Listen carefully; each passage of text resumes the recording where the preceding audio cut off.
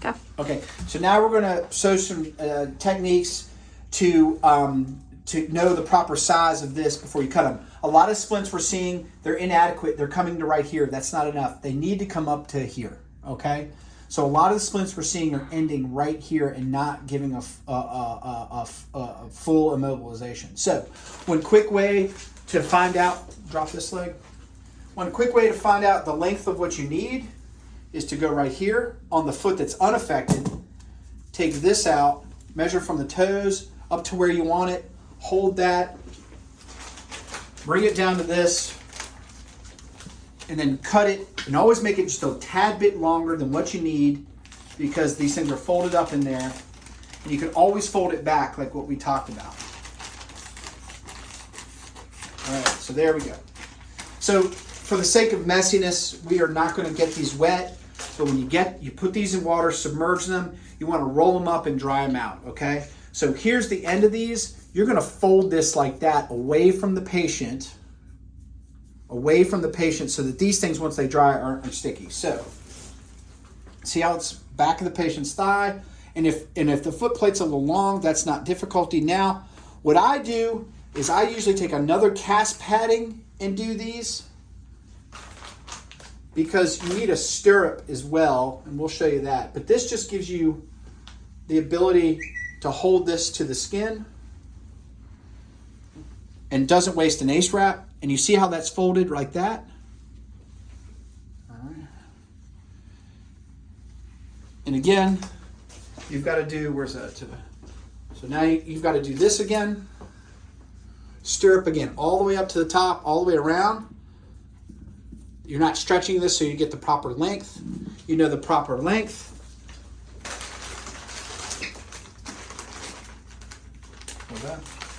So you know it's about right there.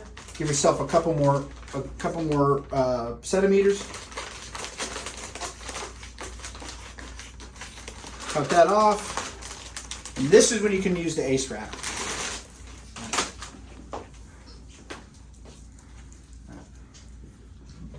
And again, you got somebody helping you. If this is too long, that's fine. You just wrap it down like this. Again, trying to keep those stuff in. And this, you don't want it to cross over the front like that. You want it to try to be like a stirrup and come up on the side, okay?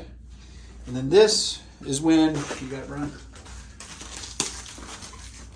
This is when you can go to the ace wrap if you'd like.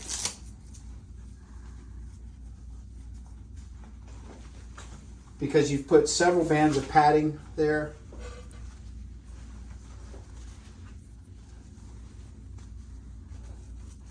And usually 1 6-inch ace wrap will do it. But if not, that's remember, always wrapping from this way up or from distal to proximal. Now while you're letting this dry, and if you're holding a reduction, such as this, you want it to dry, you're holding it with the knee bent to hold the reduction. If you're not worried about the reduction so much, you put the patients on an elevated pillow right here, and you can go do whatever you want to do. Come over here, Jen. The toes are free. The balls of the foot are well padded.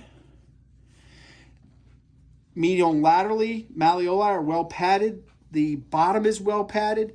And the tops of the splint are folded back so that they don't poke patients, particularly the one in the back there, and covered. All right, so there you go. That hopefully will stop us from getting some of the wound complications we've been seeing. If there's any questions, just get in touch with my office. My PA, Brian, he's happy to show you techniques. He does a lot of ankle splints and casts.